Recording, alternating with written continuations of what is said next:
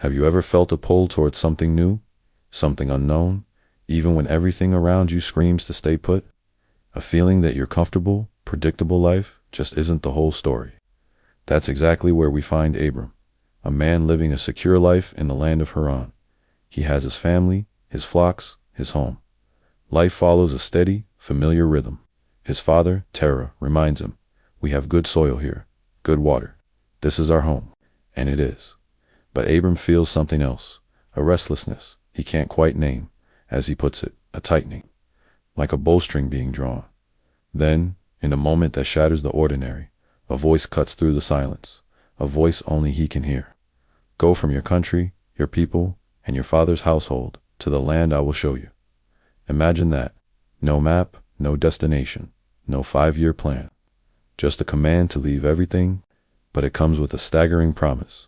"I will make you into a great nation, and I will bless you. I will make your name great, and you will be a blessing. And all peoples on earth will be blessed through you." Abram turns to his wife Sarai, his eyes wide with a terrifying new clarity. "We must go." His family is stunned. His brother Nar calls it madness. We are to follow a voice into the wilderness.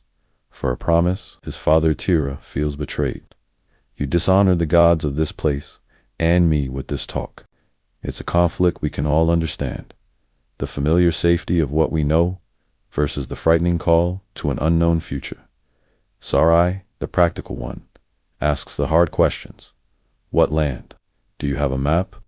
Abram's answer is simple and maddening. No, only the voice. The land I will show you. But Sarai sees something in her husband's eyes beyond the fear. She sees conviction, and in a profound act of partnership and faith, she declares, "My road is your road."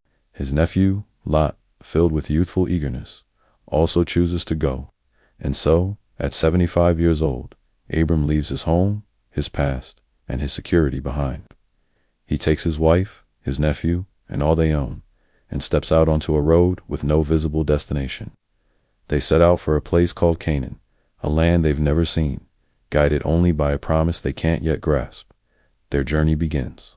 The path is rough, the wind is harsh, and the initial landscape is anything but a paradise. Lot grows nervous. "Uncle, how do we know this is the way?" Sarai points out the reality. "The water skins are half empty. The ground here is stony. Is this the blessed land?" These are the moments when faith feels fragile, when the promise seems distant. But Abram keeps walking, guided by that inner certainty. He climbs a small hill, and the voice speaks again, confirming the promise. "To your offspring I will give this land." Right there, in that barren, empty place, Abram's face lights up. This is it. This is the place. It doesn't look like much to Lot, who just sees emptiness. But Abram, with profound conviction, decides to build an altar. He consecrates the very ground that looks so unpromising, marking it as a sacred space, a monument to the Lord who appeared to him. This act is powerful. It's a declaration that faith isn't about seeing a perfect outcome. It's about honoring the promise, even in the midst of uncertainty. But their journey is far from over. The land can't yet support them, and a new, more difficult test is just around the corner. A severe famine strikes the land. The promise of fertile ground feels like a cruel joke under a baking sun. The grass is gone, the wells are dust. Survival becomes the immediate priority. Sarai, ever the realist, suggests the only logical solution. Go to Egypt, where the Nile River guarantees food and water. But Abram is gripped by fear, a very human, very relatable fear.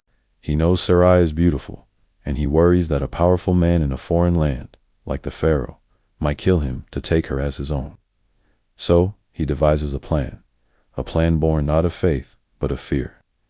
"We must say, 'You are my sister,'" he tells Sarai, "so that I will be treated well for your sake, and my life will be spared." You can feel the sting of betrayal in that moment. Sarai's response is cold and sharp. Is this also the voice's instruction? Or is this Abram, son of Terah, afraid? She agrees, but with a heavy heart, resigned to being a pawn in her husband's survival strategy. And just as Abram feared, it happens. Pharaoh's officials see Sarai, praise her beauty, and she is taken into Pharaoh's palace. In exchange, Abram is showered with wealth, sheep, cattle, servants, camels. He is safe, he is rich, and he is utterly broken. Alone, surrounded by the rewards of his deception, he cries out in a desperate whisper, "What have I done? I traded the wife of my covenant for the wealth of cowards. I have saved my life and lost my soul." He has compromised the very heart of his journey for the illusion of security. But God intervenes. The narrator tells us that the Lord inflicted serious diseases on Pharaoh and his household because of what had happened to Sarai. The deception is exposed. A furious Pharaoh confronts Abram. "What have you done to me? Why didn't you tell me she was your wife? Take her and go." Abram and Sarai are cast out of Egypt. The wealth is gone. They are left with only what they originally had. Abram stands before Sarai, humbled and ashamed. He doesn't even know what to say. But Sarai, with immense wariness and a flicker of grace, silences him with a look. "We are alive," she says, "and we are free. The road is still there. This is a turning point." Abram realizes his mistake to its core. "I sought life in a palace lie," he admits, "but true life was only ever on the road with you and with him." He asks for her forgiveness. Sarai doesn't offer easy comfort.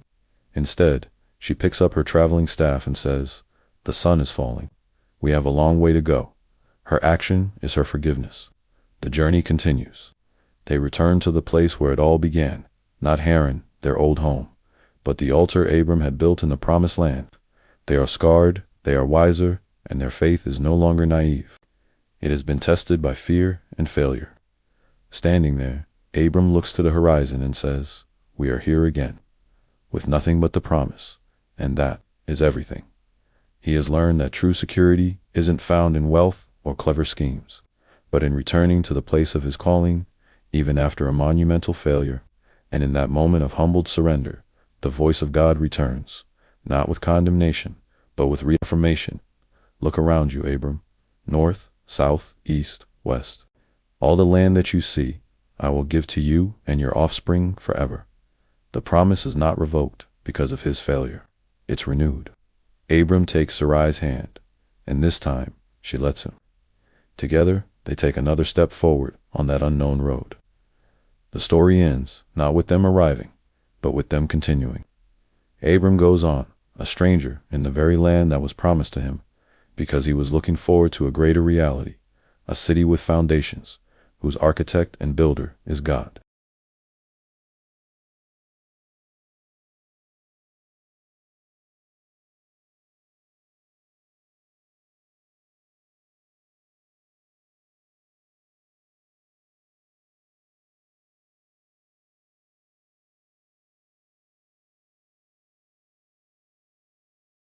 It's about learning that the journey itself, with all its challenges, is where we truly learn to trust.